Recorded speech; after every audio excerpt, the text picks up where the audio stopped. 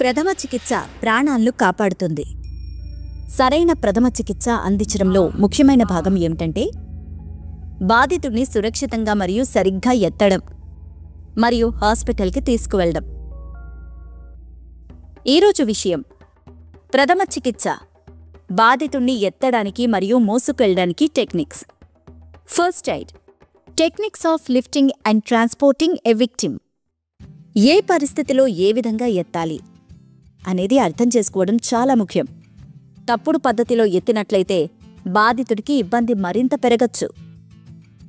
రోగిని ఎలా ఎత్తాలి మరియు కదిలించాలి అనేది వీటి ఆధారంగా నిర్ణయించాలి.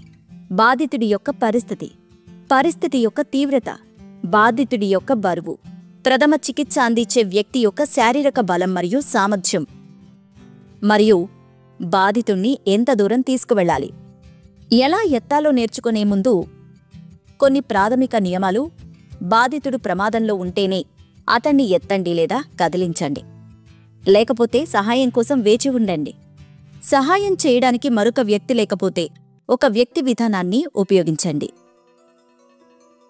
సహాయం చేయడానికి మరొక వ్యక్తి ఉండి నిచ్చెన, కర్ర, దుప్పటి లేదా ఇతర పరికరాలు లేకపోతే ఇద్దరు వ్యక్తుల విధానాన్ని ఉపయోగించండి.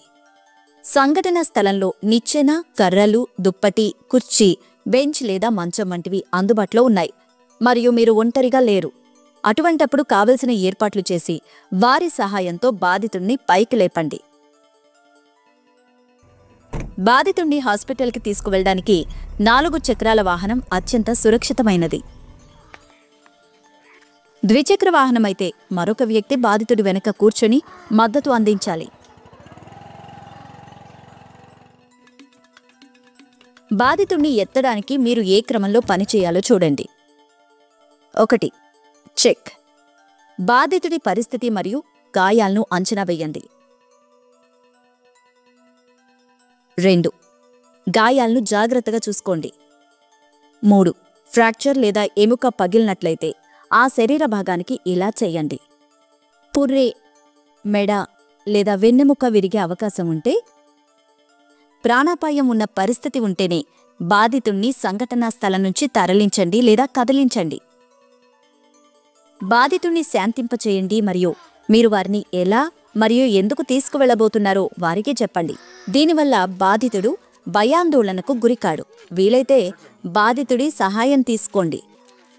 ఒంటరిగా ప్రయత్నించే బదులు ఇతరుల సహాయం తీసుకోండి. బాధితుణ్ణి ఒంటరిగా ఎలా ఎత్తాలి? మీరు బలంగా ఉండి బాధితుడు బరువు తక్కువగా ఉంటే అప్పుడు చేతులతో ఎత్తుకుని అనగా క్రెడల్ పద్ధతి అత్యంత సులభమైనది. బాధితుడు స్పృహలో ఉండి నడవగలిగితే ఊత ఇచ్చే పద్ధతిని అనగా హ్యూమన్ క్రచ్ పద్ధతిని ఉపయోగించండి. బాధితుడు గాయపడిన వైపు నిలబడండి, తద్వారా అతని బరువు మీపై పడుతుంది. బాధితుని చెయ్యి మీ మెడ చుట్టూ వేయండి. ఈ విధంగా చేయండి. అగ్నిమాపక పద్ధతి అనగా ఫైర్మెన్స్ క్యారీ. బాధితుడు తనకు తానుగా లేవలేకపోతే, అపస్మారక స్థితిలో ఉంటే లేదా తీవ్రంగా గాయపడితే ఈ పద్ధతి ఉపయోగపడుతుంది. ముందుగా బాధితుణ్ణి బోర్లా పడుకోబెట్టండి.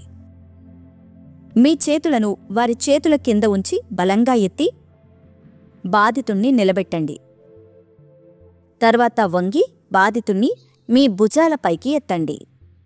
మీ వీపుపై బరువును వెయ్యకండి మరియు మీ మోకాళ్లను కొద్దిగా వంచి మీ కాళ్లపై బరువును మోయడానికి ప్రయత్నించండి.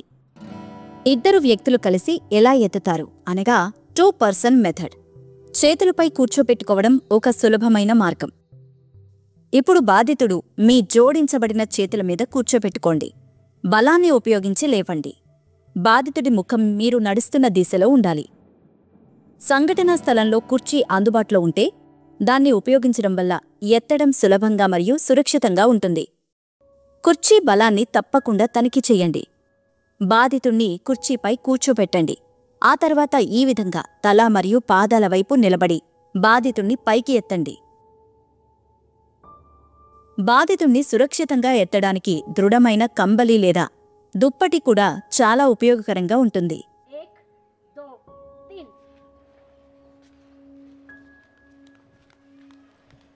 గుర్తుంచుకోండి, ఒక వ్యక్తిని సురక్షితంగా ఎత్తే ఈ పద్ధతులు నాటకీయ ప్రదర్శనలు.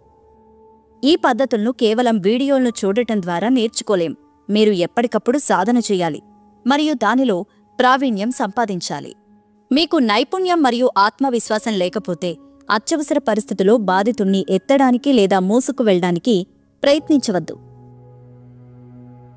ప్రథమ చికిత్స నేర్చుకోండి, అప్రమత్తంగా ఉండండి.